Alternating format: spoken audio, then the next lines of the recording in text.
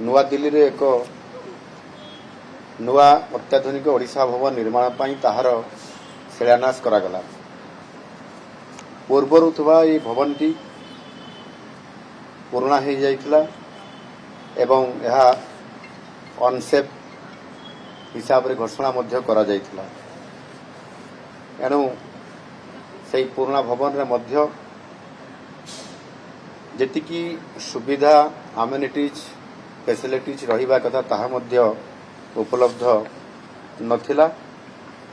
यही जो नुआ भवन ये जो निर्माण हबो इथिरे ओडिशार आमर जो समृद्ध ऐतिह्य कला भास्कर्य आ संस्कृति ताहार छाप एथिरे संपूर्ण भाव में रखाजिबो एवं ताहा सहित मध्य आमर ओडिशार समृद्ध जो प्रस्तर कारुकार्य आम सम्बलपुरी इकत आ ओडिशार विभिन्न जो परंपरा रही ताहा मध्य ये भवन जेतेबेले तैयारी हेबो ता उपरे तार छाप मध्य निश्चित भाव में रहिबो। एथिरे संपूर्ण भाव में आधुनिक वैषयिक ज्ञान कौशल उपयोग करिकरी याको ग्रीन एनर्जी कंप्लायंट एथिरे संपूर्ण भाव में करा जायछि। एथिरे भवन तले तीनोटी बेसमेंट रहिबो, ग्राउंड फ्लोर रहिबो एवं ता उपरकू 6 महला रहिबो। एही भवन रे समस्त अत्याधुनिक व्यवस्था सह सुविधा सह 45टी विभिन्न वर्गर रूम रहिबो। ता भितरे सूट मध्य उपलब्ध करा जिवो। प्रथम महला रे प्रदर्शनी स्थल रहिबो, द्वितीय महला रे एथिरे कॉन्फ्रेंस हॉल रहिबो। जो कॉन्फ्रेंस हॉल रे 70 रु अधिक एथिरे लोक बसी परिवार तार व्यवस्था करा जिवो। ये काम खूब शीघ्र आज तार भूमि पूजन हैला। खूब शीघ्र ये काम मध्य आरंभ होगा पई निष्पत्ति ऑलरेडी निया जाइछि। एथि पई 93 कोटी 27 लाख टंकार बजेट रे व्यवस्था मध्य रखा जाइछि। ये नुआ दिल्ली समेत देशर विभिन्न राज्य रे तार भवन निर्माण करिबा पई मध्य आम सरकार निष्पत्ति नैछंती। ओडिशा भवन मुंबई रे गोटे अछि, आमर कलिकता रे गोटे अछि, बांगालोर रे निर्माणाधीन अछि, चेन्नई रे गोटे अछि। बांगलोर एवं अयोध्या रे जमी पाई अनुमति मगा जाइछि एवं मुंबई रे मध्य आ गोटे तार भवन निर्माण करिया पाई मध्य सेतिरे जमी पाई अनुरोध करा जाइछि एवं सेटा प्राय आउ किछि दिन भितरे ता मध्य हमको उपलब्ध जमी हेइ जिवो एवं मुंबई रे मध्य आ गोटे भवन निर्माण हबो।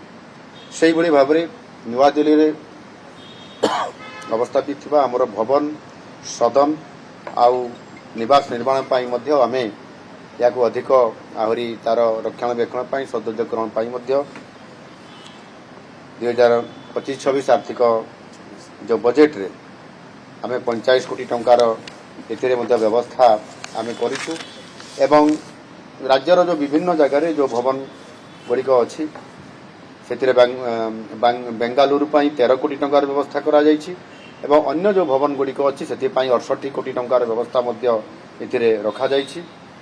एणु निश्चित भाव में एथिरे सूरत रे मध्य करिया पई आमे एक जमी मागिछु।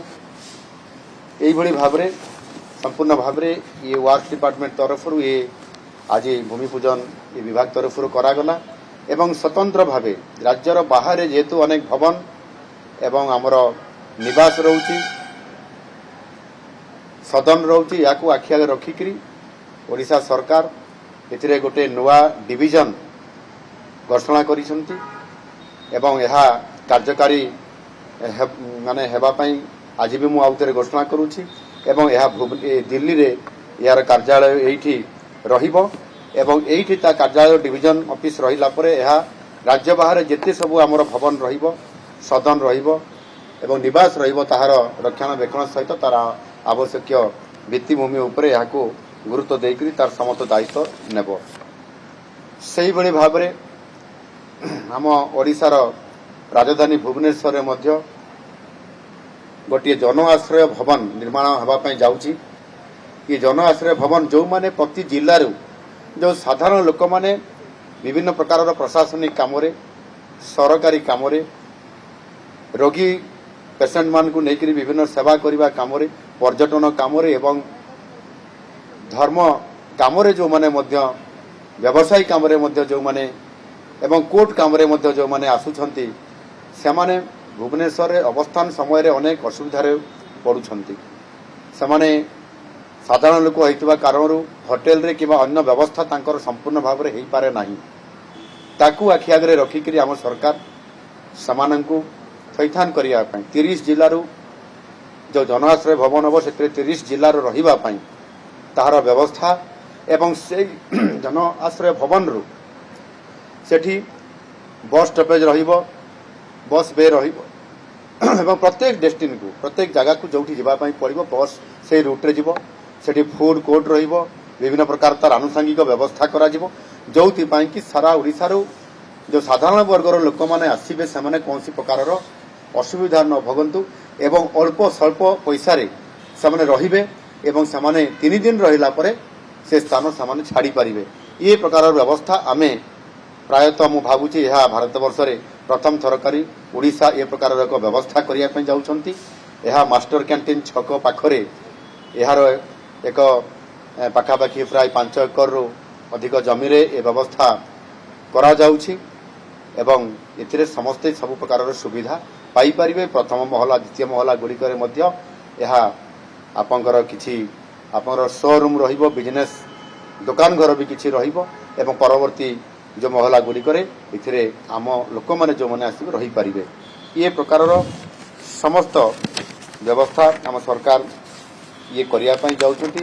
ମୁଁ ଆଶା କରିବି ନିଶ୍ଚିତ ଭାବରେ ଏ ପ୍ରକାରର ଆମ ସରକାର ଆସିଲା ପରେ ଗୁରୁତ୍ୱପୂର୍ଣ୍ଣ ଯେଉଁ ପଦକ୍ଷେପମାନ ନେଉଛନ୍ତି ସେଥିରେ ସମସ୍ତେ ଯେମିତି ମୁମ୍ବାଇ ଯେଉଁମାନେ ଯାଉଛନ୍ତି ସେଥିରେ ବେଶୀ କରି ଆମର ଯେଉଁ କ୍ୟାନ୍ସର ପେସେଣ୍ଟମାନଙ୍କର ବିଭିନ୍ନ ସୁବିଧା ସେମାନେ କିଭଳି ରହିକରି ଚିକିତ୍ସା କରିପାରିବେ, ତାଙ୍କର ଲୋକମାନେ କିଭଳି ସେଠି ରହିବାର ବ୍ୟବସ୍ଥା ହୋଇପାରିବ ସ୍ୱଳ୍ପ ମୂଲ୍ୟରେ, ଏ ପ୍ରକାରର ବ୍ୟବସ୍ଥା କରିବା ପାଇଁ ମଧ୍ୟ ସରକାର ଚିନ୍ତା କରିଛନ୍ତି। ଏଇ ଯେଉଁ ଭବନ ଏଠି ନିର୍ମାଣ ହେବ ଇଏ ଓଡ଼ିଶାର ସମୃଦ୍ଧ ଯେଉଁ ଆମର କଳା ସଂସ୍କୃତି ଭାସ୍କର୍ଯ୍ୟ ଏଇଠି ଏ ଭବନରେ ଯେଉଁ ତାର ଛାପ ରହିବ ତାହା ଦ୍ୱାରା ଗୋଟିଏ ଆମ ଐତିହ୍ୟ ଭାସ୍କର୍ଯ୍ୟ ଆଉ ସଂସ୍କୃତିକୁ ବହୁତ ବଡ଼ ବାର୍ତ୍ତା ଦେବ। ମୁଁ ଆଶା କରିବି ନିଶ୍ଚିତ ଭାବରେ ଏହା ଲୋକଙ୍କର ସେବାରେ ମଧ୍ୟ ଖୁବ୍ କମ୍ ସମୟ ଭିତରେ ଯେତେବେଳେ ନିର୍ମାଣ ସରିବ ଲୋକଙ୍କୁ ସେବା ଦେବା ପାଇଁ ଇଏ ନିଶ୍ଚିତ ଭାବରେ ତାର ସବୁ ବ୍ୟବସ୍ଥା କରାଯାଇ ପାରିଥିବ ଏବଂ ଲୋକମାନେ ତାହାର ସେବା ମଧ୍ୟ ପାଇପାରିବେ।